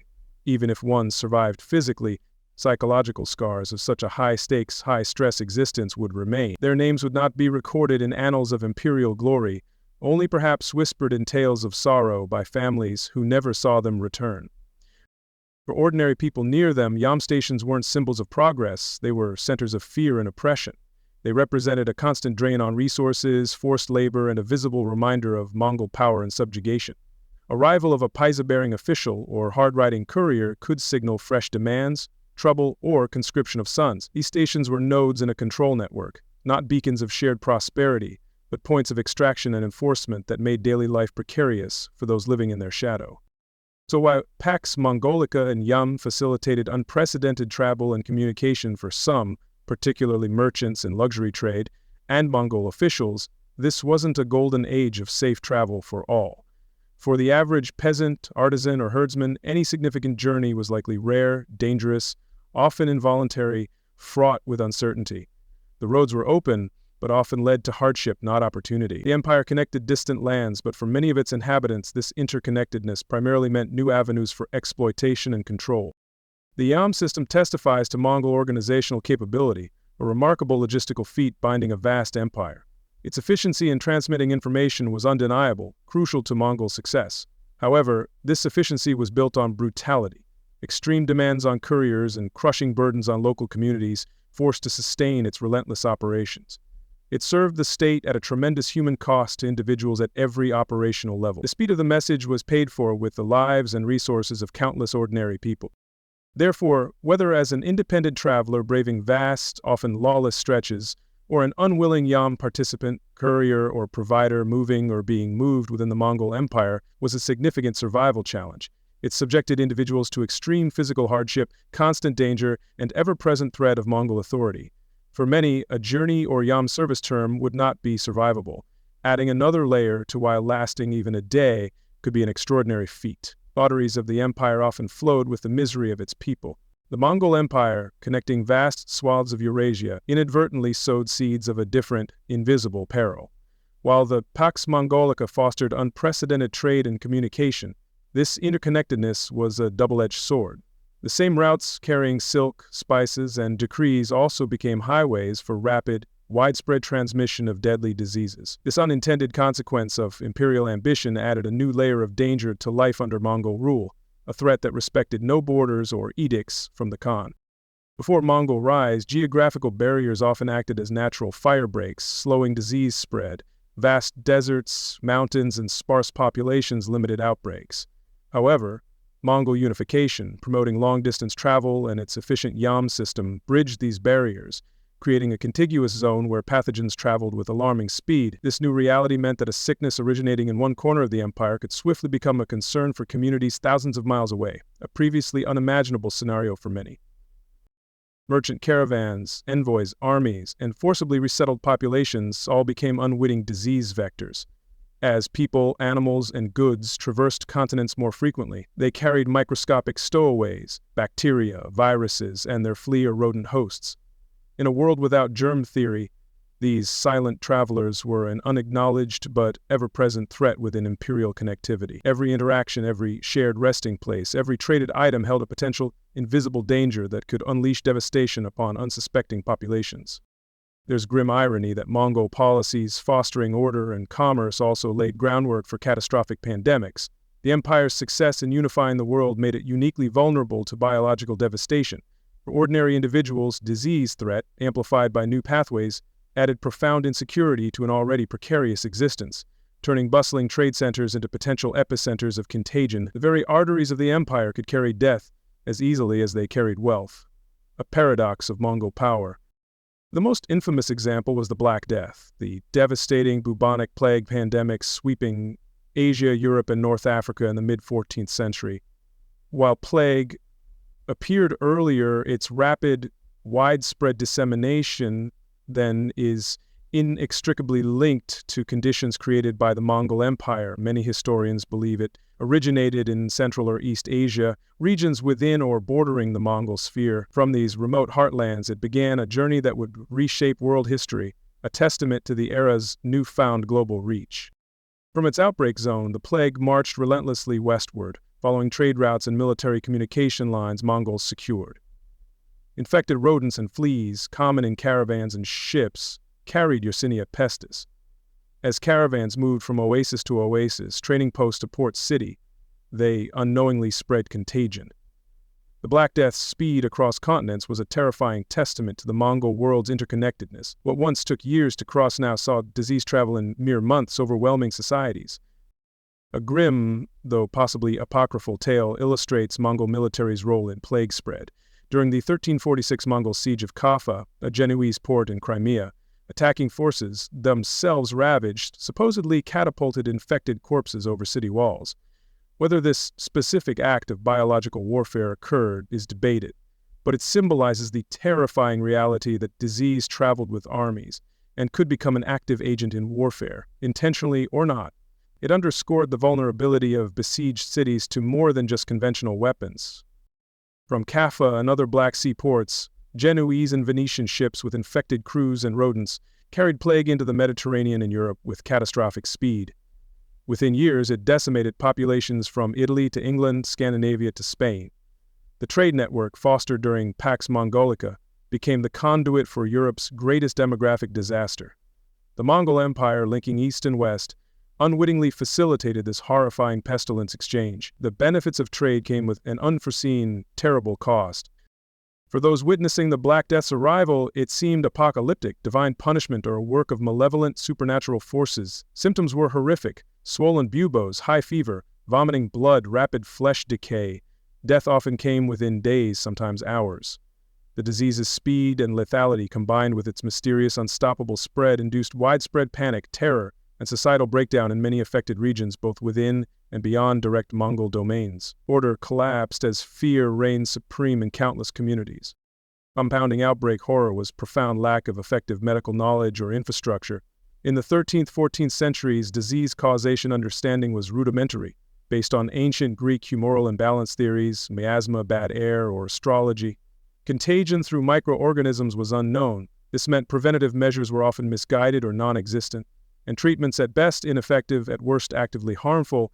People faced these terrifying illnesses with virtually no reliable medical defenses or understanding of their true nature. Physicians and healers, when available, relied on practices like bloodletting, purging, lancing buboes which could spread infection, and administering herbal concoctions of unproven efficacy. Charms, amulets, and religious rituals were widely used in desperate attempts to ward off or cure these devastating illnesses, while some measures, like flight from affected areas or basic quarantine, often poorly implemented, might have had limited effect. There was no true cure or reliable defense. Hope dwindled as remedies failed against the relentless onslaught. The public health system, with organized sanitation, infectious disease hospitals, or coordinated official epidemic responses, was largely absent in most of the Mongol Empire, as in much of the contemporary world. Some larger cities in settled regions like Persia or China had rudimentary hospitals, but these were easily overwhelmed by major outbreaks and not part of a systemic, empire-wide health approach. Often it was every individual or family for themselves when illness struck, with no broader societal safety net to catch them. Sanitation and personal hygiene standards, by modern understanding, were generally poor, further aiding disease spread. Crowded urban living, inadequate waste disposal, and contaminated water created environments where pathogens thrived and easily transmitted via person-to-person contact or vectors like fleas. While the Yasa reportedly had some cleanliness injunctions, these were often rooted in shamanistic purity beliefs rather than an understanding of hygiene's role in disease prevention. Ignorance thus compounded the inherent dangers of the era. In the face of inexplicable lethal diseases, superstition and fatalism were common. Outbreaks were often attributed to divine wrath, witchcraft, or unfavorable celestial alignments. This could lead to scapegoating or a sense of resignation that one's fate was predetermined. While spiritual solace was sought, these beliefs often hindered rational collective efforts to understand or combat illness spread, leading instead to passivity or counterproductive panic. Fear, not reason, often dictated societal responses to these unseen killers. For an ordinary person falling ill with a serious infectious disease in the Mongol Empire, effective medical help was exceedingly slim. Even if a healer was found, interventions were unlikely to alter a disease like bubonic plague's course. Helplessness in facing such suffering, watching loved ones die without means to alleviate pain or save lives, was a deeply traumatic, common experience, underscoring life's fragility. This constant proximity to inexplicable, untreatable death shaped the medieval worldview profoundly and sorrowfully. While major trade routes spread disease between urban centers, much of the Mongol Empire's population lived in rural, often isolated agricultural villages or nomadic encampments. This isolation, sometimes protective initially, also meant profound lack of access to aid or information when local outbreaks occurred, perhaps brought by a passing traveler, tax collector, or returning soldier. A single infected individual could unknowingly bring doom to an entire remote community which had no external resources to call upon for relief. The empire's vastness and sparse population density in many regions meant settlements could be days or weeks of travel apart, separated by difficult terrain. If serious illness struck a remote village, there was little chance of summoning help from a larger town or knowledgeable healer, even if one existed. The community faced the crisis alone, relying on limited resources and traditional remedies, often powerless against virulent epidemic diseases. They were islands of humanity, vulnerable to any biological storm that washed ashore. Nomadic groups, while mobile, were also vulnerable. Their lifestyle with close animal contact exposed them to zoonotic diseases. If an epidemic broke out in a nomadic camp, mobility might inadvertently spread it to other groups or pastures. Self-reliant in many aspects, this turned to helplessness against fast-moving, lethal pathogens their traditional knowledge couldn't defend against. They could move, but often couldn't outrun disease. Their traditional ways, so effective for survival on the steppes, offered little against these new invisible foes. When a deadly epidemic hit an isolated rural community, social fabric quickly unraveled. Fear of contagion led to abandonment of the sick, even by family. Loss of working adults crippled ability to farm, tend livestock, or maintain services. Traditional burial rites might be forsaken. In extreme cases, entire villages were wiped out or abandoned, leaving only silence and poignant remnants of a lost community, their fate unknown for years. The living often fled, carrying the seeds of the sickness with them, perpetuating the cycle of death. For such isolated communities, there was often no way to signal distress to the wider world or Mongol authorities, even if authorities had capacity or inclination to help, often not the case for remote villages.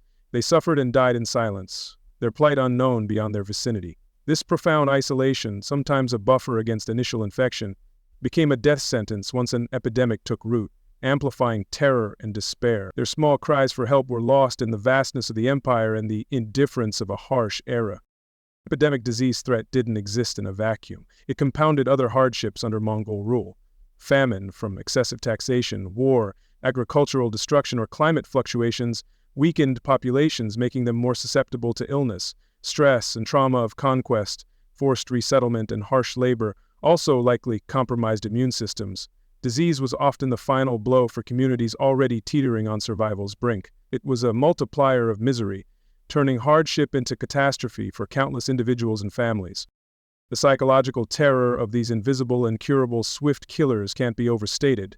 Unlike a visible Mongol warrior, disease was an enemy unfightable with conventional weapons, unreasoned with, striking without warning or discernible pattern to contemporary eyes.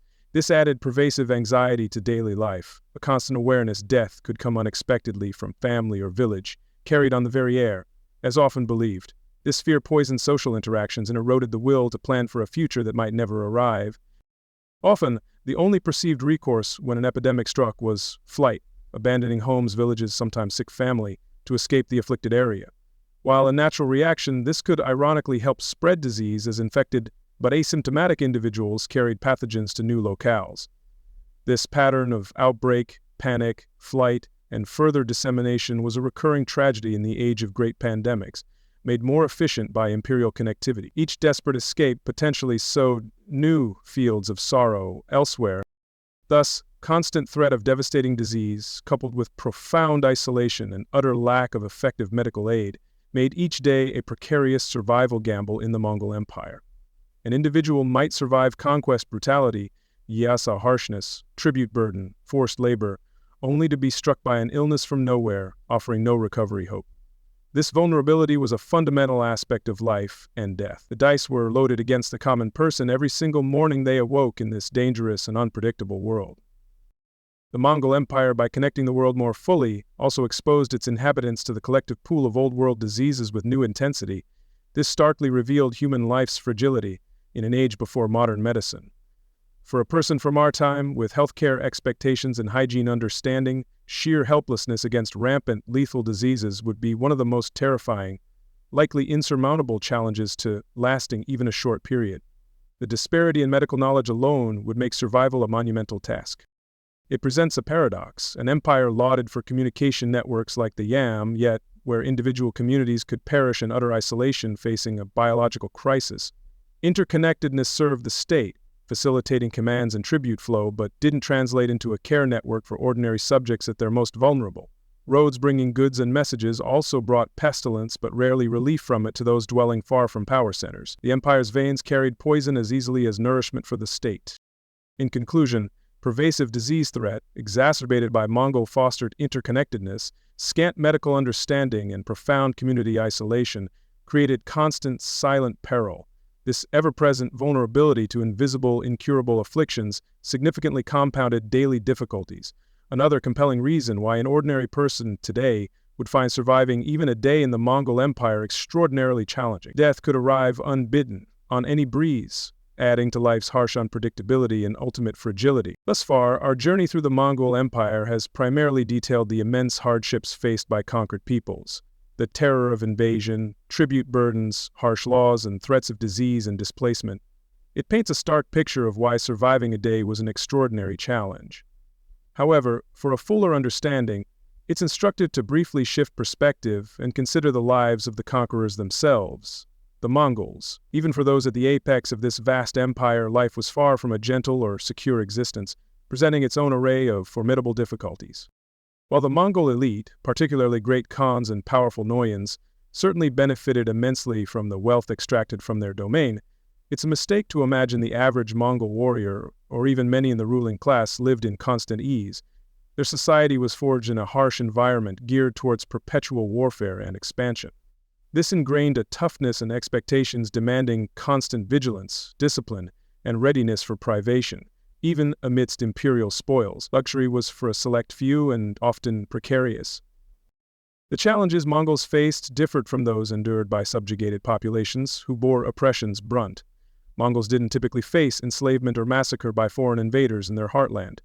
Yet, their lives were governed by a strict code, shaped by a demanding environment and fraught with unique dangers and insecurities. Survival, even for a Mongol, required extraordinary resilience, adherence to unforgiving rules like the Yasa, and a constant struggle against formidable internal and external odds that could shift rapidly.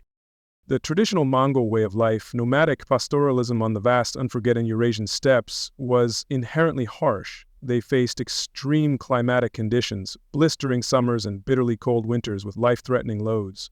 Survival depended entirely on herds of horses, sheep, goats, and cattle, providing food, clothing, shelter, felt for gurs/yurts, and transport. Drought, harsh winters, deaths, or livestock diseases could decimate herds, bringing widespread famine and desperation quickly to entire communities living on the edge. This nomadic existence necessitated constant movement for fresh pastures and water. It was a life with few permanent settlements, material possessions limited to what was easily transportable, while fostering incredible hardiness, adaptability, and superb horsemanship from a young age. It was also characterized by potential scarcity and a relentless struggle against elements. Few safety nets existed beyond immediate family and clan support in times of crisis, making self-reliance a critical survival skill drilled into every member from birth. This environment profoundly shaped Mongol character, instilling endurance, self-reliance, resourcefulness, and capacity for enduring extreme hardship without complaint. Children rode horses almost as soon as they walked, used the bow, and contributed to family survival early. Weakness wasn't tolerated by the environment or the society it bred. These were the people Genghis Khan molded into an unparalleled military force, their inherent toughness and resilience a key asset in their conquests, allowing them to overcome more settled, perhaps softer adversaries. Even after empire establishment and wealth influx, many Mongols, particularly in the military or maintaining traditional nomadic lifestyles, continued experiencing this environmental harshness. Expectation of toughness didn't diminish with imperial success. It was reinforced by demands of maintaining and expanding their dominion across diverse, challenging territories. The steppe remained their heartland, a crucible for their identity and values, even as they ruled over ancient, settled civilizations with vastly different lifestyles and comforts. Mongol society, even at its peak, was fundamentally militarized. Every able-bodied Mongol man was a warrior, liable for military service. Lives were governed by strict military discipline enshrined in the Yasa. This code demanded absolute obedience to superiors, unwavering loyalty to the Khan, and bravery in battle. Failure to meet these exacting standards, desertion, cowardice, insubordination, was almost invariably punishable by immediate death. This was a constant immense pressure on every soldier, from lowest rank to highest commander. The empire was in a near constant state of warfare, expanding frontiers, suppressing rebellions, or conducting large-scale raids. This meant Mongol warriors had to be perpetually ready. They could be summoned for campaigns at short notice, leaving families and herds for extended periods, often years, to fight in distant, unfamiliar lands. Logistical challenges meant even victorious armies often endured hunger, thirst, and extreme fatigue alongside combat dangers. The glory of conquest was paid for with immense personal sacrifice and hardship. Training for this life of warfare began in childhood. Mongol boys were taught to ride and shoot with deadly accuracy, to hunt and endure harsh conditions. Great hunts, nerge, organized by Khans, served not only for food but as large-scale military exercises, honing tactical skills, discipline, and coordinated movement. This relentless preparation ensured a steady supply of highly skilled, conditioned warriors, but also meant a childhood largely dedicated to martial arts, leaving little room for other forms of education or personal development. This warrior ethos, a source of strength and imperial success, also carried a psychological burden. The expectation to be fearless, kill without hesitation, and face death stoically placed immense pressure. While camaraderie and loyalty within military units, Arben, Jagan, Mengen, Tumen, were strong, the individual Mongol warrior carried the weight of imperial ambitions and the Yasa's unyielding demands daily. There was little room for personal weakness or doubt in such a system. Conformity to the warrior ideal was paramount for acceptance and survival. Life at higher echelons of Mongol society among nobility and the ruling Chingizid lineage was far from secure. Despite Yasa's attempts to regulate succession and maintain unity, the empire was frequently plagued by intense internal power struggles, particularly upon a great Khan's death. Selecting a new leader via a kurultai could be protracted, contentious, sometimes leading to civil wars or deep factional divisions threatening to tear the empire apart. The fate of millions often hung in the balance during these turbulent transitions of power. Ambitious princes, powerful generals, and influential queen mothers vied for power, engaging in complex political maneuvering, forming alliances, sometimes resorting to treachery or assassination to eliminate rivals. A Mongol noble or commander, however successful or loyal, could easily fall victim to shifting political tides, false accusations, or competitors' jealousy.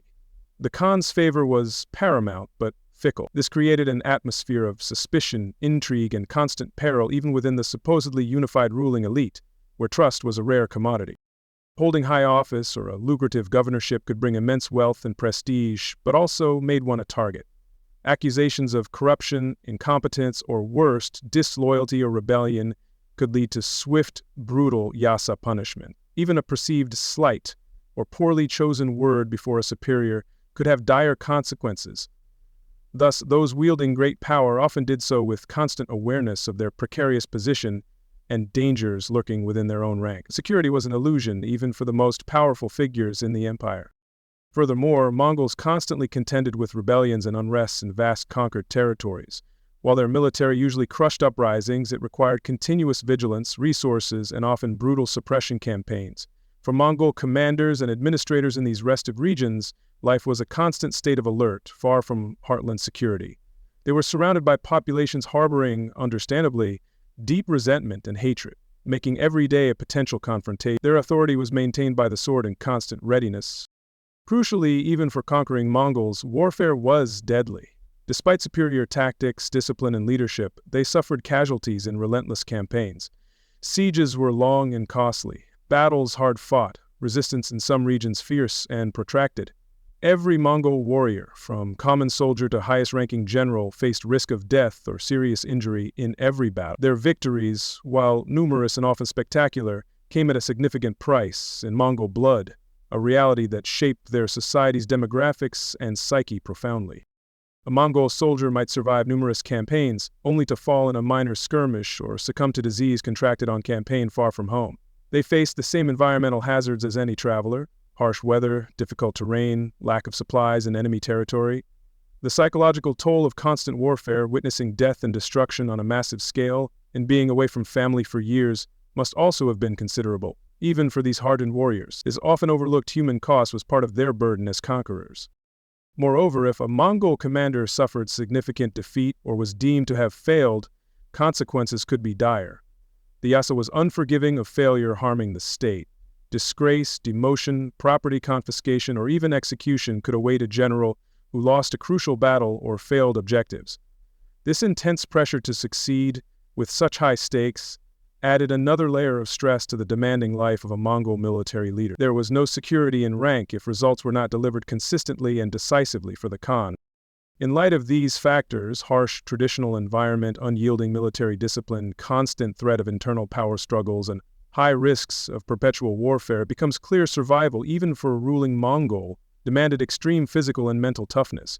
It required unwavering adherence to their society's strict rules, particularly the Yasa, and a capacity to endure hardship and face danger as a matter of course. Their lives were as regimented and perilous as those they ruled, albeit with different yet equally formidable pressures. The Mongol Empire wasn't built or maintained by individuals seeking comfort or peaceful existence. It was forged by people conditioned by a harsh world, bound by a severe code, driven by relentless ambition for conquest. While they inflicted immense suffering, their own societal structure and imperial enterprise imposed formidable burdens and dangers upon them. The average Mongol was a participant in a system valuing strength, obedience, and success above all, unforgiving of any perceived weakness or deviation from the established norms of their warrior culture. The Great Yasa, bringing terror to conquered peoples, was equally binding, if not more so, for Mongols themselves. It regulated their behavior, dictated duties, and prescribed severe punishments for transgressions. A Mongol noble couldn't simply act with impunity. He too was subject to the Khan's law, and judgment of peers or superiors if he overstepped. This internal legal pressure, while different from external oppression faced by subjects, was a constant feature of Mongol life, ensuring cohesion through fear of swift and often brutal repercussion from within their own ranks. For a Mongol, especially one in authority or proximity to power, risk of falling from favor was a constant shadow. A rival's slander, a military setback, a misjudged political alliance, any could lead to swift, irreversible decline in fortune, potentially ending in exile or execution. The intricate dance of power within the Mongol elite required not only competence and bravery, but also shrewd political acumen and good luck. Security was a fleeting illusion, even for those seemingly holding all cards in this dangerous, high-stakes political and military game. In many ways, the Mongol system was designed to keep its own people, particularly military and administrative arms, living on the edge. This fostered continuous drive, lack of complacency, and readiness to act decisively. But it also meant little respite, little room for error, and pervasive underlying insecurity, regardless of rank or achievements. The empire demanded everything from its Mongol subjects, just as from those it conquered, albeit in different forms, for different ends, with different, yet still severe, penalties for failing to meet expectations. Therefore, while the Mongol Empire brought unimaginable suffering to millions, it's sobering that Mongols' lives were also fraught with hardship, danger, and immense pressure. Extreme toughness required to survive and thrive in their world wasn't a choice but a prerequisite, instilled from birth by environment and ruthlessly enforced by laws and societal expectations. Theirs was a world where only the strong, disciplined, and perhaps fortunate could expect to endure for long, whether they were the conqueror or the one who was conquered. As our journey through the Mongol Empire's stark realities concludes, let's reflect on the myriad challenges facing its inhabitants.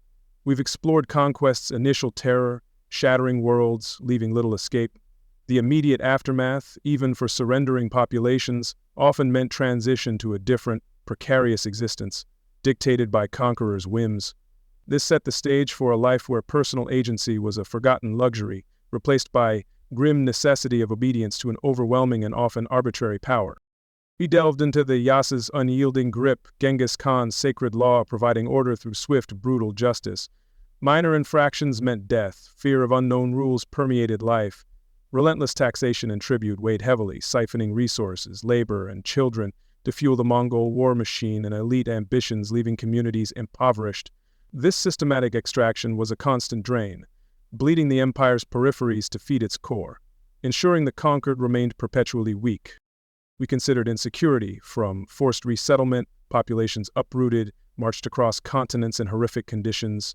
Travel perils remained, the efficient YAM system built on brutal exploitation. Finally, disease, spread via trade routes coupled with isolation, added inescapable danger. Each element contributed to an environment where mere existence was a daily accomplishment against overwhelming odds. The world was a network of threats, some visible, some hidden, all chillingly potent in their potential for devastation. In such a world, survival wasn't about comfort, freedom, or realizing aspirations as understood today. For most, subject or rank-and-file Mongol, survival was minute-to-minute navigation of a perilous, often incomprehensible system. It meant anticipating demands, avoiding infractions of poorly understood laws, enduring hardship with resilience born of necessity, not hope for a better tomorrow. Each sunrise was a fresh gamble, with few illusions about the game's inherent fairness or the value placed on an individual life. No modern safety nets existed, no widespread charities for famine, no effective public health for epidemics, no independent judiciary for injustice. The individual stood largely alone, reliant on immediate family or clan, against overwhelming state power, harsh environment, and fortune's caprice. This constant vulnerability, this lack of recourse, was a profound psychological burden, shaping every decision with underlying dread. Help was rare, often non-existent when most desperately needed by ordinary, struggling people. Life was often stripped to bare essentials, finding food, securing shelter, protecting family, remaining invisible to power holders bringing fresh demands or arbitrary punishment. Pursuit of joy, learning, or artistic expression, while not extinguished but resilient, was severely constrained by overriding survival imperatives. Focus was on enduring the present, not building a comfortable future. The horizon of hope was often very near, limited to the next meal or surviving another night under a vast, indifferent sky. The Mongol Empire's sheer scale meant little realistic escape for most. Where to flee? Neighbors often under Mongol dominion, ravaged or fearing invasion, steppes, deserts, mountains. Much of empire's terrain were formidable barriers, making long-distance flight hazardous, likely ending in capture or death from exposure or starvation. The world itself seemed to conspire against any who sought freedom. Its vastness, a cage without visible bars, but equally effective in its confinement of a subjugated populace. Moreover, Mongols had sophisticated control mechanisms limiting unauthorized movement. The census registered and tracked populations. The YAM network for official travel also spread information about fugitives. Local officials and Mongol patrols were a constant menace. For a peasant tied to land, an artisan in a workshop, or a conscripted laborer, simply walking away wasn't viable. The empire was a vast, open-air prison, its walls built of distance, fear, and relentless surveillance by ever-watchful imperial agents. Even if one reached empire fringes, Mongol military reach was long. Punitive expeditions relentless against those defying authority or harboring enemies. Psychological impact of knowing no true sanctuary, no place beyond the Khan's grasp, was deeply demoralizing. It fostered entrapment, compelling most to endure harsh circumstances rather than risk almost certain perils of attempting to break free. Hope for escape was a dangerous dream, rarely pursued by those understanding the empire's full unyielding power and its long memory. So we arrive at our core exploration: why modern sensibilities, contemporary values, would find it so incredibly difficult, if not impossible, to endure such a world. Our societies, for all imperfections, are largely built upon concepts of individual rights, rule of law, ideally transparent, equitably applied, personal autonomy, and expectation of safety and freedom from arbitrary oppression. These were luxuries almost entirely unknown to the average person within the vast Mongol Empire's often unforgiving domain of control. Imagine the shock to a modern mind of Yasa's immediate brutal justice, summary execution for theft or a perceived lie, no trial, defense, or appeal. Constant fear of unknowingly violating a complex unwritten law that could mean your life. Our expectation of due process, understanding rules, would be shattered. Sheer arbitrariness of power, where a local commander's whim decided life or death, would be a terrifying daily reality. Justice was swift but rarely fair by our modern, human-centric standards of jurisprudence. Collective responsibility, where family or village punished to one's transgression, is alien to our individual accountability. Relentless demands for tribute, labor, military conscription, stripping away work's fruits and children's future, would feel an unbearable injustice. Our notions of private property, bodily autonomy, right to choose one's path, would find no purchase in a system for total imperial extraction. The state's needs superseded all individual claims to happiness, or indeed, to basic self-determination. Lack of personal space, constant surveillance by census, forced relocations tearing communities apart, an ever-present threat of violence or sudden loss would create sustained stress and trauma most modern individuals aren't equipped to handle. Our desire for predictability, a safe environment to raise a family, pursue education, or live peacefully would be utterly frustrated. The Mongol world was one of constant flux, managed by overwhelming force, where individual desires were utterly subservient to often brutal imperial decree. Therefore, stating one might not last a day in the Mongol Empire isn't a slight against its inhabitants' resilience, their toughness, forged in unimaginable circumstances. Rather, it reflects how profoundly different their world was. Societal structures, laws, dangers, and survival means are starkly at odds with modern expectations. There was a different human experience, demanding different endurance than typically required in our contemporary, comparatively sheltered existences. It was a world raw, immediate, and unforgiving to any perceived weakness. Our exploration of these boring yet brutal historical facts aimed for quiet reflection, a way to drift into understanding, perhaps sleep contemplating human experience's vast scale. The Mongol Empire, for all its significance, was, for most, a relentless struggle. It's a sobering reminder of how far many societies have come and unseen hardship foundations upon which later comforts were built. With that thought, our journey into this formidable, unforgiving past, a world so starkly different from our own cherished realities, gently concludes for tonight. And so, the formidable world of the Mongol Empire recedes, like a distant landscape softened by time's mists. The echoes of its harsh realities, the struggles we've explored, now belong to history's deep annals. It's a testament to time's march that such an era, once vivid for those who lived it, is now a story we contemplate from our quiet comfort. The storms of that age have long passed, their thunder silenced by countless seasons. Let that distance bring you a sense of peace, a gentle separation from those ancient woes, People of that era, conqueror and conquered, possessed resilience difficult to fathom, navigating immense challenges. Yet they endured, adapted, and life continued. As these tales of a severe past drift, let them remind you of the peace and safety enveloping you now. That long ago world's anxieties are not yours. Their struggles ended. For you, rest awaits.